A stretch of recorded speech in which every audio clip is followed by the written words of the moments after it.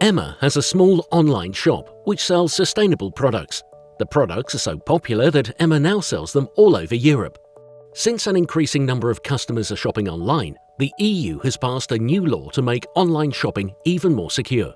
The Second Payment Services Directive, also known as PSD2.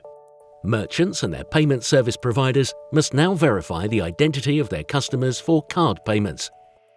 But how does that work? Since 14 September 2019, it has been necessary for customers to carry out two-factor authentication in order to make online payments. This means that you can only shop online if you verify your identity using two independent factors. This is really easy to do, for example with your smartphone and a fingerprint.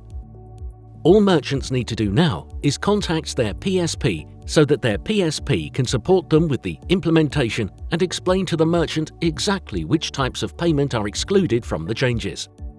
Emma therefore got in touch with Worldline immediately, and the migration was carried out seamlessly. She's happy with the secure, user-friendly payment options on her online shop and the increasing sales figures.